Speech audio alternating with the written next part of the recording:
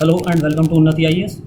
UPSC EPFO के syllabus में हम अकाउंट्स के सिलेबस को इससे पहले देख रहे थे और आज हम अपना मॉक टेस्ट करेंगे, 7th मॉक टेस्ट। आज का जो मॉक टेस्ट हमारा 7th मॉक टेस्ट है और आज के मॉक टेस्ट में हम 15 क्वेश्चंस कवर करेंगे जो सिर्फ हमारे अकाउंट्स और इंडस्ट्रियल रिलेशन से रिलेटेड हैं। इंडस्ट्रियल रिलेशन से रिलेटेड है। आज के हम मॉक टेस्ट में हमने जीएस का पार्ट इंक्लूड नहीं किया है, जैसे कि आपका अच्छा रेस्पॉन्स नहीं आ रहा है, व्यूज़ ज़्यादा नहीं आ रहा है, इसलिए हम इसको कम कर रहे हैं। अगर आपके व्यूज़ ठीक ठाक आएंगे या फिर आप कमेंट्स बॉक्स में बताएं तो फिर हम इसको आगे कंटिन्यू करेंगे, जिसमें जीएस का पार्ट भी जैसे कि हम इंक्लूड करते थे उसको भी इंक्लूड कर लेंगे। फिलहाल आज के टेस्ट में हमने 10 क्वेश्चन अकाउंट के कवर किए हैं और 5 क्वेश्चन इंडस्ट्रियल रिलेशन से, जो कि बहुत इंपॉर्टेंट है और बिल्कुल आपको ऐसे ही क्वेश्चन पेपर में देखने को मिलेंगे। इसके बाद हमारा अगला लेक्चर जो आएगा वो अकाउंट्स पर रिलेटेड होगा। अकाउंट्स का जो हमारा चल रहा था 23 लेक्चर्स हो गए थे और अगला लेक्चर हमारा 24th लेक्चर होगा, जिसमें हमारे जो न्यूमेरिकल्स साथ साथ हम कर रहे थे उसमें हो सकता है हमारे न्यूमेरिकल्स भी कवर करे जाएंगे और साथ में कुछ थ्योरी का पार्ट भी कवर करा जाएगा। तो इसी मंथ हम अपना पूरा सिलेबस कवर कर लेंगे, साथ ही 10 मॉक टेस्ट आपको कवर करा देंगे। और अगर आपको मॉक टेस्ट और इसकी PDF चाहिए तो वो भी अवेलेबल हो जाएगी। इसलिए हमने अगर आपको जो भी बच्चा तीनों PDF लेता है, अकाउंट्स, इंडस्ट्रियल रिलेशन और social security and labour laws, उसको हम ये फ्री ऑफ कॉस्ट प्रोवाइड कर देंगे। सारी मॉक टेस्ट की PDF हम फ्री ऑफ कॉस्ट प्रोवाइड कर देंगे। तो शुरू करते हैं अपने पहले क्वेश्चन से। इसको भी हमने बाइलिंगुअली लिया है। एक स्तंभीय रोकड़ बही में के संबंध में गलत कथन चुनिए। Choose the correct statement regarding a single column cash book. इस ऑप्शन है, इसमें सभी सौदों को काल क्रमानुसार या तिथि अनुसार अभिलिखित किया जाता है। अभिलिखित किसको कहते हैं? रिकॉर्डिंग करने को, रिकॉर्ड करने को, जैसा कि हमने पहले अपने जब लेक्चर्स लिए थे तब बताया था। In this all deals are recorded chronologically as per date. Option B, ये नकद प्राप्तियों तथा भुगतानों का पूर्ण प्रलेख है। It is a complete document of cash receipts and payments. Option C, जब व्यापार द्वारा सभी लेन देन नकद ही किए जाते हैं तो एक स्तंभीय रोकड़ बही का निर्माण किया जाता है। When all the transactions are done in cash by trade, then a single column cash book is created. Option D, उपरोक्त में से कोई नहीं, none of the above। तो इसका सही आंसर है option D, none of the above। इसमें से हमें गलत कथन चुनना था, इसमें से कोई भी कथन गलत नहीं है, ये तीनों ही स्टेटमेंट सही हैं। तो ये एक तरह से हमारा इस रोकड़ बही की विशेषताएं भी हो गई हैं। तो आप अगर आप इसको दूसरे दृष्टि से देखें तो ये एक स्तंभीय रोकड़ बही की विशेषताओं के संदर्भ में ये तीनों ऑप्शन आप याद रख सकते हैं कि इसकी क्या विशेषताएं होती हैं। एक स्तंभीय रोकड़ बही की, सिंगल कॉलम कैश बुक की, इसमें सभी सौदों को काल क्रमानुसार अभिलिखित किया जाता है, यानी कि chronologically as per date record किया जाता है। ये नकद प्राप्तियों तथा भुगतानों का पूर्ण प्रलेख होता है। It is a complete document of cash receipts and payments. और साथ ही इसका तीसरी विशेषता क्या है? जब व्यापार द्वारा सभी लेन देन नकद किए जाते हैं तो एक स्तंभीय रोकड़ बही का निर्माण किया जाता है। When all the transactions are done in cash by trade, then a single column cash book is created। तो इस तरह ये एक स्तंभीय रोकड़ बही की विशेषताएं भी हो गई हैं, कैरेक्टरिस्टिक्स भी कहलाएंगे, क्योंकि हम इसमें गलत कथन चुना था तो तीनों ही स्टेटमेंट सही हैं। अगला क्वेश्चन है हमारा, क्वेश्चन नंबर 2। एक स्तंभीय रोकड़ बही की खतौनी के संबंध में सही कथन चुनिए। Choose the correct statement regarding the posting of single column cash book. Statement 1, रोकड़ बही का दायां पक्ष नकद भुगतानों को दर्शाता है तथा बायां पक्ष नकद भुगतानों को दर्शाता है तथा दायां पक्ष रोकड़ की प्राप्तियों को दर्शाता है। The left side of cash book represents cash payments and the right side represent cash receipts. Statement 2, रोकड़ बही के नाम पक्ष में दर्शाए गए सभी खातों को खाता बही में क्रमशः जमा किया जाता है। All the accounts shown in the cash books name side are deposit in the ledger respectively. नाम पक्ष को यहाँ हम डेबिट साइड भी कहते हैं। डेबिट साइड, यहाँ debit side are deposited in the ledger respectively, क्रमशः जमा किया जाता है। इसका सही आंसर होगा ऑप्शन बी, केवल 2। रोकड़ बही का दायां पक्ष रोकड़ की प्राप्तियों को दर्शाता है तथा बायां पक्ष रोकड़ की प्राप्तियों को दर्शाता है तथा दायां पक्ष नकद भुगतानों को दर्शाता है। इसलिए रोकड़ बही के नाम पक्ष में दर्शाए गए सभी खातों को खाता बही यानी कि लेजर अकाउंट में क्रमशः जमा किया जाएगा, क्योंकि उनका संबंध नकद प्राप्ति से है। The left side of the cash book represents cash receipts and the right side represents cash payments. Therefore, all the accounts shown in the cash books name side, यानी कि डेबिट साइड, नेम साइड कौन सी होती है, debit side, will be deposited यहाँ credited होगा, credited in the ledger account respectively as they are related to cash receipts. So similarly the accounts written in the credit side of the cash book will be written in the debit side of the ledger as they are related to the payment of the cash. अगला question हमारा question number 3, निम्न में से कौन सी पुस्तक रोजनामचा तथा खाता बही दोनों के उद्देश्यों को पूर्ण करती है? Which of the following book fulfil the objectives of both the journals and the ledger account? Option A क्रय पुस्तक परचेज बुक, ऑप्शन बी क्रय वापसी पुस्तक purchase return book, option C रोकड़ बही कैश बुक, ऑप्शन डी विक्रय पुस्तक sales book. तो ऑप्शन डी है विक्रय पुस्तक यानी कि सेल्स बुक। तो इसका सही आंसर क्या है? आई होप आपने आंसर अटेम्प्ट कर लिया होगा। इसका सही आंसर है ऑप्शन सी रोकड़ बही कैश बुक। इस पुस्तक के काफ़ी लोकप्रिय होने के कारण व्यापार छोटा हो या बड़ा संस्था लाभार्जन के उद्देश्य वाली हो या गैर लाभकारी या सभी व्यापारी रोकड़ बही अवश्य बनाते हैं। यही वो पुस्तक है जो रोजनामचा व खाता बही दोनों के उद्देश्यों को पूर्ण करती है। यानी कि due to popularity of this book all traders must take a cash book whether it is small और big business for the purpose of profit और non profit. This is the book that fulfils the objectives of both the journal and the ledger account. तो ये बहुत important fact है कि रोजनामचा और खाता बही यानी कि लेजर अकाउंट और रोजनामचा जर्नल पेपर दोनों के ही उद्देश्यों को ये पूर्ण करती है कैश बुक। अगला क्वेश्चन है क्वेश्चन नंबर 4, छोटी राशि के नकद भुगतानों के लिए निम्न में से किस प्रकार की पुस्तक का प्रयोग किया जाता है? Which of the following type of books is used for small amount cash payments? Option A रोजनामचा यानी कि जर्नल्स, ऑप्शन बी रोकड़ बही कैश बुक, ऑप्शन सी खुदरा रोकड़ बही पैटी कैश बुक और ऑप्शन डी क्रय रोजनामचा परचेज जर्नल। तो उसके सही आंसर है ऑप्शन सी खुदरा रोकड़ बही पैटी कैश बुक। ये छोटी राशि के नकद भुगतानों के लिए खुदरा रोकड़ बही पुस्तक का प्रयोग किया जाता है। यानी कि छोटी राशि के नकद भुगतान जो होते हैं उसके लिए पैटी कैश बुक यूज़ की जाती है, इसलिए ज़्यादातर ये छोटे व्यापारियों द्वारा ही यूज़ की जाती है। अगला क्वेश्चन है क्वेश्चन नंबर 5, खुदरा रोकड़ बही के संबंध में निम्न में से सही कथन चुनिए। Choose the correct statement from the following regarding petty cash book. Statement 1, इस पुस्तक में भुगतान पक्ष के अंतिम स्तंभ को टिप्पणियों के नाम दिया जाता है। इन this book the last column of the payment यानी कि credit side is named remarks. और स्टेटमेंट 2, विविध टिप्पणियों के बाद वाले स्तंभ को विविध व्ययों के नाम से जाना जाता है। The column after remark is known as miscellaneous. Option A केवल 1, ऑप्शन बी केवल 2, ऑप्शन सी दोनों, ऑप्शन डी कोई नहीं। तो इसका सही आंसर है ऑप्शन डी कोई नहीं। खुदरा रोकड़ बही में सामान्यतः भुगतान पक्ष जमा की ओर कई स्तंभ होते हैं। प्रत्येक व्यय की मद के लिए एक स्तंभ आवंटित किया जाता है, लेकिन ये स्तंभ केवल अधिकांशतः होने वाले साधारण व्ययों के लिए होते हैं। भुगतान पक्ष के अंतिम स्तंभ को विविध व्ययों के नाम दिया जाता है तथा इसके बाद वाले स्तंभ को टिप्पणी नाम से जाना जाता है। इसमें हमने क्या किया था, दोनों स्टेटमेंट को शफल कर दिया था। इसमें क्या दिया था हमने, टिप्पणियों का अंतिम स्तंभ को टिप्पणियों के नाम से जाना जाता है, बल्कि अंतिम स्तंभ को विविध व्ययों के नाम से जाना जाता है, विविध व्यय मिसलिनियस। और टिप्पणियों इसके बाद विविध व्ययों के बाद वाले स्तंभ को टिप्पणियों के नाम से जाना जाता है। हालांकि वो एक स्तंभ नहीं होता है, टेक्निकली उसे स्तंभ नहीं कहते हैं, बल्कि वो एक रिमार्क्स का ऑप्शन होता है। रिमार्क्स दिया जाता है, वहाँ पर टिप्पणी करी जाती है। जैसे कि आपने एक्सेल शीट में देखा होगा, MS एक्सेल में जो रिमार्क्स के लिए या कमेंट के लिए एक बॉक्स आता है, उसमें कमेंट किया जाता है।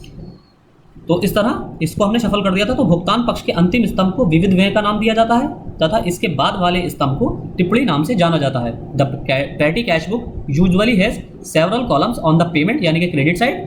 एक कॉलम इज लोकेटेड, भुगतान पक्ष जो होता है वही उसी को ही पेमेंट साइड भी कहते हैं, भुगतान पक्ष को ही जमा पक्ष भी कहते हैं या इसे क्रेडिट साइड भी कहते हैं। सारे इसी के ही नाम, भुगतान पक्ष या जमा पक्ष या पेमेंट साइड या क्रेडिट साइड, ये सारे इसी एक के नाम हैं, इसलिए आप इंग्लिश में भी याद रखें। A column is allocated for each item of expenditure but these columns are only for the most common expenditure.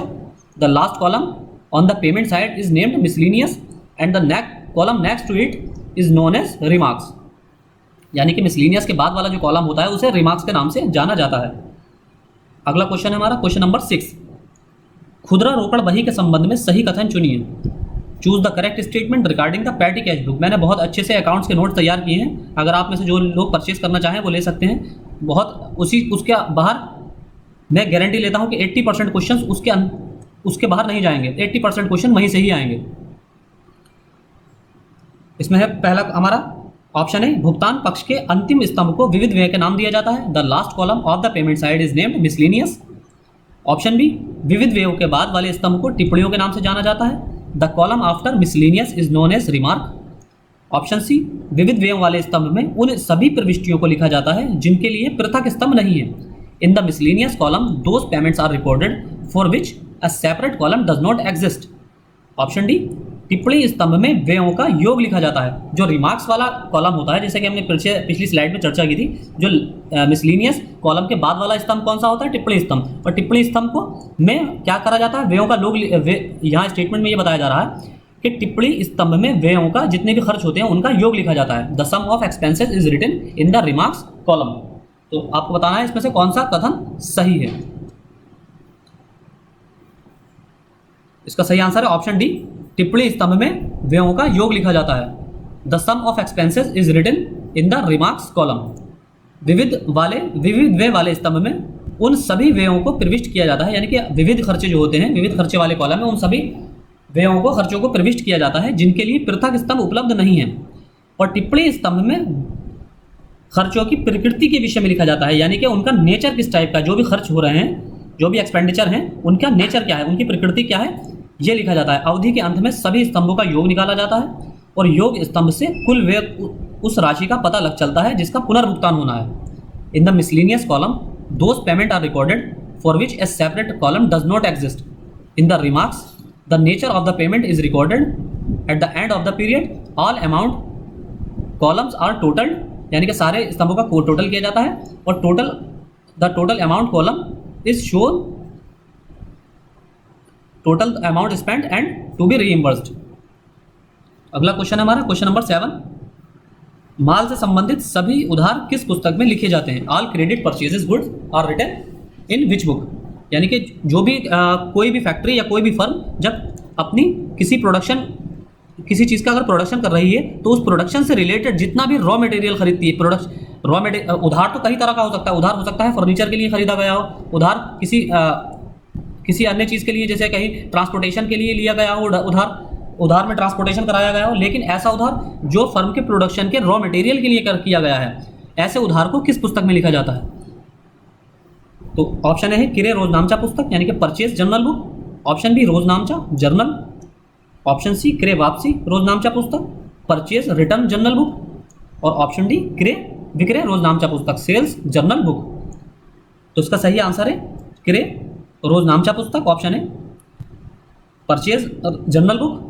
माल से संबंधित सभी उधार खरीद क्रय रोजनामचा में लिखे जाते हैं, यानी कि जो रॉ मटेरियल है, प्रोडक्शन से संबंधित जितना भी रॉ मटेरियल है, उससे रिलेटेड जितना भी आपका कच्चा उधार खरीदी जाती है वो सब क्रय रोजनामचा में लिखा जाता है। जबकि नकद खरीद किए जाने वाले सभी लेन देनों को रोकड़ पुस्तक में अभिलिखित किया जाता है। All credit purchases of goods are recorded in the purchases journal, whereas cash purchases are recorded in the cash book. अगला क्वेश्चन है हमारा क्वेश्चन नंबर 8। क्रय रोजनामचा पुस्तक के संबंध में सही कथन चुनिए। Choose the correct statement regarding the purchase book. Statement 1, माल से संबंधित उधार खरीद के लिए व्यापारियों द्वारा बीजक व रसीद का उपयोग किया जाता है। Invoices and bills etcetera are used by the traders for the credit purchase related to the goods. Statement 2, बीजक की सहायता से केवल शुद्ध राशि को ही लिखा जाता है। Only net amount is written with the help of invoice. Invoice कौन सी क्या होती है? इनवॉइस या बिल, रसीद या बीजक को इनवॉइस कहा जाता है। तो इसका सही आंसर ऑप्शन है केवल एक, ऑप्शन बी केवल दो, ऑप्शन सी दोनों, या ऑप्शन डी कोई नहीं। तो इसका सही आंसर है ऑप्शन सी दोनों। ये दोनों ही स्टेटमेंट सही है। माल से संबंधित उधार खरीद के लिए व्यापारियों द्वारा बीजक व रसीद का उपयोग किया जाता है, यानी कि जो भी कच्चे माल से संबंधित जितनी भी खरीद होती है, अगर कोई फर्म अपने प्रोडक्शन के लिए कच्चे माल से संबंधित जितनी भी खरीद उधार में कर रही है, उधार में ले रही है, तो उसके लिए वो व्यापारियों को, जो होल सेलर होता है, उसको क्या देती है? उसको अपना या तो इनवॉइस देती है, इनवॉइस बना के देती है या बिल बनाकर अपनी तरफ से देती है। तो बिल की एक कॉपी उस होलसेलर द्वारा रख ली जाती है और एक कॉपी जो प्रोडक्शन कंपनी जो है जो खरीद रही है उधार पर माल उसके द्वारा रख ली जाती है भविष्य में प्रूफ के तौर पर। बीजक की सहायता से केवल शुद्ध राशि को ही लिखा जाता है जो नेट अमाउंट होती है। इसमें जैसा जब पेमेंट अदा की जाती है, उधार की जब पेमेंट को अदा किया जाता है एक निश्चित समय पर या उससे पहले, तो उसमें कुछ व्यापारिक छूट भी दी जाती है, ट्रेड डिस्काउंट भी दिया जाता है। उस डिस्काउंट को इस इनवॉइस में नहीं मेंशन किया जाता है। व्यापारिक छूट व अन्य विवरणों को इस पुस्तक में नहीं लिखा जाता है। Invoices and receipts etcetera are used by the traders for the credit purchase related to the goods. Only net amount is written with the help of invoice. Trade discounts and other details are not written in this book. अगला question है question number 9। उधार खरीदे गए माल की वापसी के लिए कौन सी पुस्तक का प्रयोग किया जाता है? Which book is used for the return of credit goods. यानी कि अगर उधार खरीद की गई है, उस खरीद में कोई टूट फूट निकली है, उस माल में कोई कमी निकली है या वो जो उसका क्वालिटी है वो क्वालिटी मेंटेन नहीं कर रहा है वो माल, या फिर उसमें कोई डिफेक्ट है, तो उसको जब वापस किया जाता है, ऐसे उधार खरीदे गए माल को अगर वापस किया जाता है तो उसे किस पुस्तक में मेंशन किया जाता है? ऑप्शन है क्रय पुस्तक परचेज बुक, ऑप्शन बी क्रय वापसी पुस्तक purchase journal book, option C विक्रय पुस्तक सेल्स बुक, या ऑप्शन डी विक्रय वापसी पुस्तक सेल्स रिटर्न बुक। तो जैसे कि हमने देखा था, उधार खरीदे गए माल को किस पुस्तक में लिखा जाता है? क्रय पुस्तक में। और उधार खरीदे गए माल की वापसी को किस पुस्तक में लिखा जाता है? क्रय वापसी पुस्तक। Option B is the right answer, purchase return book. इस पुस्तक में उधार खरीदे गए माल की वापसी से संबंधित सभी लेन देनों को का अभिलेखन किया जाता है। कई बार विभिन्न कारणों से माल के आपूर्तिकारों द्वारा जो सप्लायर्स होते हैं उनको खरीदा गया माल वापस किया जाता है, जैसे माल में आवश्यक गुणवत्ता यानी कि उसमें जो रिक्वायर्ड क्वालिटी है उसकी कमी है, या दोषपूर्ण माल है या डिफेक्टिव गुड है, तो इस कंडीशन में माल की वापसी की जाती है। This book record the transactions related to the return of credit purchase goods. Many times the purchase goods are return to the suppliers due to the various reasons such as lack of required quality और defective goods etcetera. तो अगला question है question number 10। ये हमारा accounts का last question है। इसके बाद हमारे 5 क्वेश्चन हम इंडस्ट्रियल रिलेशन के देखेंगे और आज के लेक्चर में हमारे 15 ही क्वेश्चन हैं। तो विक्रय रोजनामचा में व्यक्तिगत खातों की खतौनी किस आधार पर की जाती है? On which basis the posting of individual accounts are made in the sales journal book. जो सेल्स जर्नल बुक होती है, विक्रय रोजनामचा जो होता है, उसमें व्यक्तिगत खातों की खतौनी किस आधार पर की जाती है? मासिक आधार पर, मंथली बेसिस, ऑप्शन बी वार्षिक आधार पर ईयरली बेसिस, ऑप्शन सी साप्ताहिक आधार पर वीकली बेसिस, या ऑप्शन डी दैनिक आधार पर डेली बेसिस। आपको बताना है किस आधार पर की जाती है। तो इसका सही आंसर है, बिल्कुल स्ट्रेट फॉरवर्ड क्वेश्चन है, option D is the right answer. दैनिक आधार पर इसकी खतौनी की जाती है। अगला क्वेश्चन हमारा industrial relation and labour laws किससे यहाँ से शुरू हो रहा है? Industrial relation and labour laws, इसके हमारे 5 क्वेश्चन है। क्वेश्चन नंबर 11, व्यवसाय संघ अधिनियम 1926 में किस वर्ष संशोधन द्वारा न्यूनतम 10% सदस्यों के हमेशा बने रहने का प्रावधान किया गया है?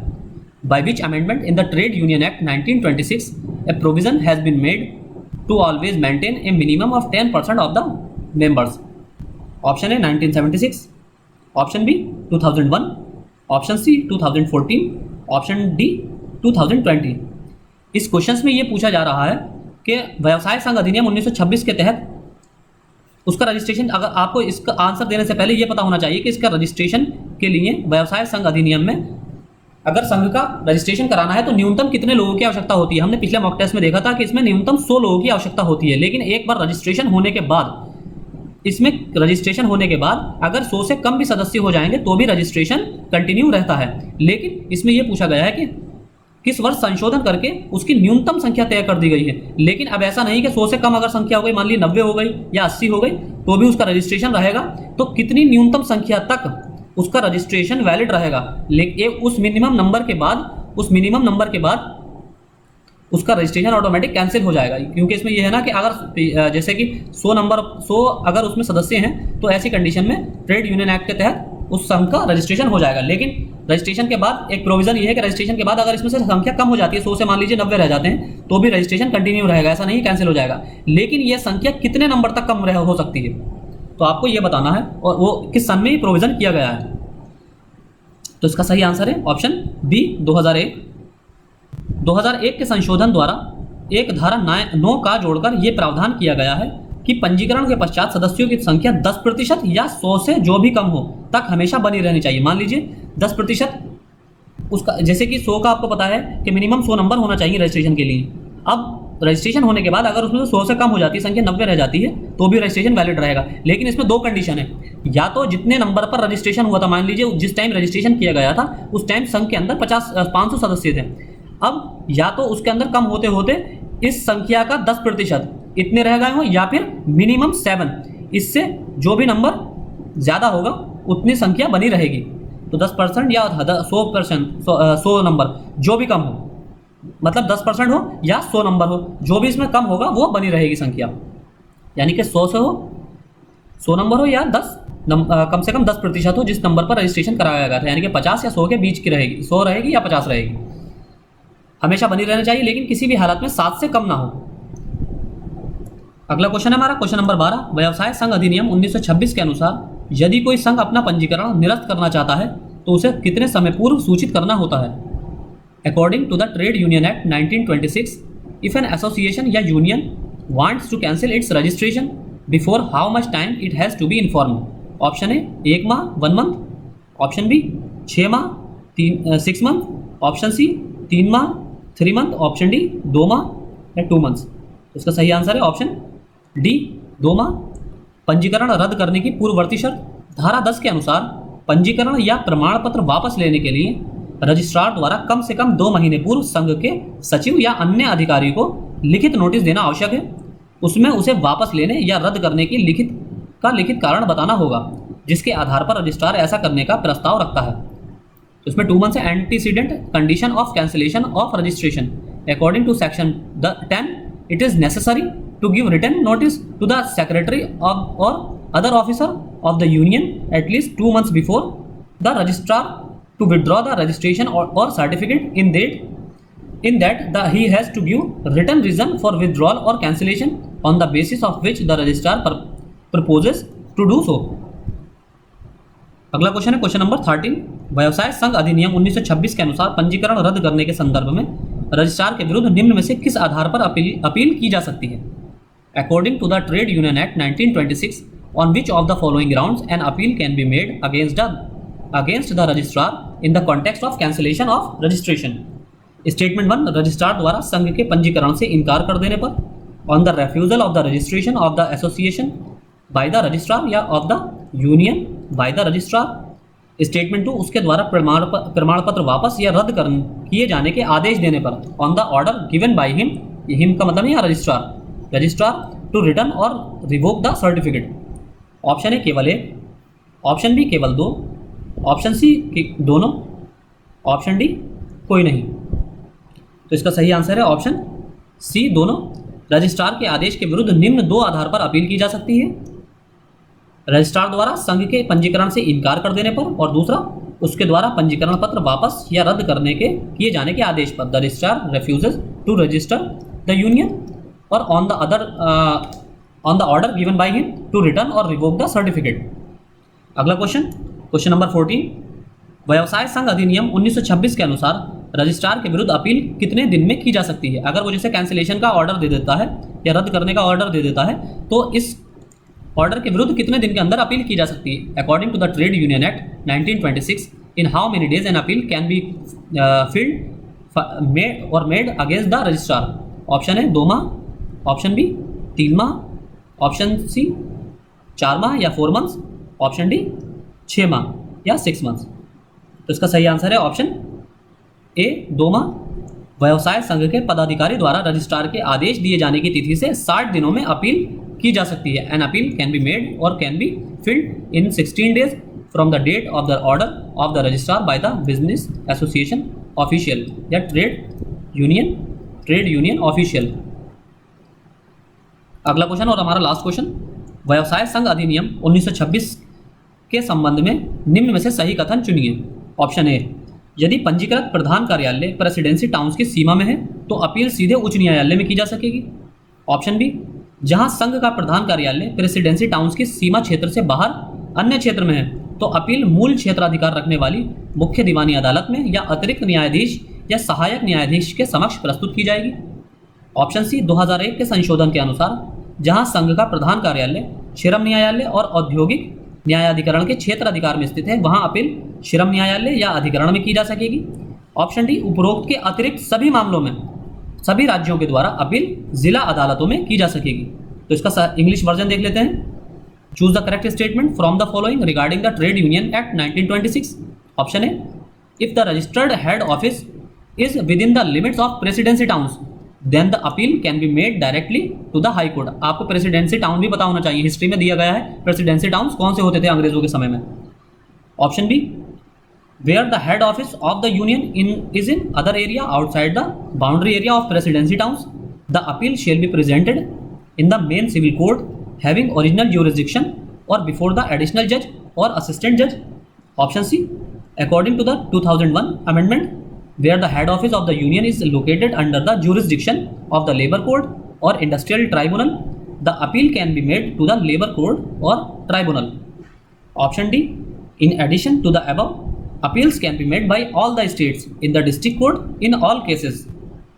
तो इसका सही आंसर है ऑप्शन डी। हमें इसमें से गलत कथन चुनना था। सही करेंट सॉरी, इसमें गलती ये हो गई है कि हमें इसमें गलत कथन चुनना था। हमने इसमें सही कथन का दे दिया है। संघ के अधिनियम में निम्न में से कौन सा कथन सही नहीं है? असत्य कथन चुनना है हमें, असत्य कथन। तो इसमें एक थोड़ी मिस्टेक हो गई है। इनकरेक्ट स्टेटमेंट हमें चुनना है। Choose the incorrect statement. तो इसमें इनकरेक्ट स्टेटमेंट कौन सा है? ऑप्शन डी, उपरोक्त के अतिरिक्त सभी मामलों में सभी राज्यों के द्वारा अपील जिला अदालत में की जा सकेगी। In addition to the above, appeals can be made by all the states in their district courts और इन ऑल केसेस। अब इसका डिस्क्रिप्शन एक्सप्लेनेशन देख लेते हैं। इसमें अपील करने के ये 4 कारण हैं, अपील करने की ये 4 शर्तें हैं। यदि पंजीकृत प्रधान कार्यालय प्रेसिडेंसी टाउन की सीमा में है तो अपील सीधे उच्च न्यायालय में की जा सकेगी। और प्रेसिडेंसी टाउन कौन से होते हैं? कलकत्ता, मद्रास और बम्बई, ये सारे प्रेसिडेंसी टाउन है। आपने मेडिएवल हिस्ट्री में, सॉरी मॉडर्न हिस्ट्री में पढ़ा होगा इसे, प्रेसिडेंसी टाउन्स के बारे में। कलकत्ता की, मद्रास तथा मुंबई की सीमा में गठित ट्रेड यूनियनों के सीधे उच्च न्यायालय में अपील कर सकती है। दूसरी शर्त, इसके अलावा जहां संघ का प्रधान कार्यालय प्रेसिडेंसी टाउन की सीमा क्षेत्र के बाहर अन्य क्षेत्र में है, यानी कि अगर इन तीनों क्षेत्रों की सीमा क्षेत्र से बाहर है तो अन्य क्षेत्र में, तो अपील मूल क्षेत्र अधिकार रखने वाली मुख्य दीवानी अदालत में या अतिरिक्त न्यायाधीश या सहायक न्यायाधीश के समक्ष प्रस्तुत की जाएगी, जिसे समुचित सरकार द्वारा उस क्षेत्र के लिए नियुक्त किया गया हो। तीसरी शर्त क्या है? 2001 के संशोधन के अनुसार जहां संघ का प्रधान कार्यालय श्रम न्यायालय या औद्योगिक न्यायाधिकरण के क्षेत्र अधिकार में है।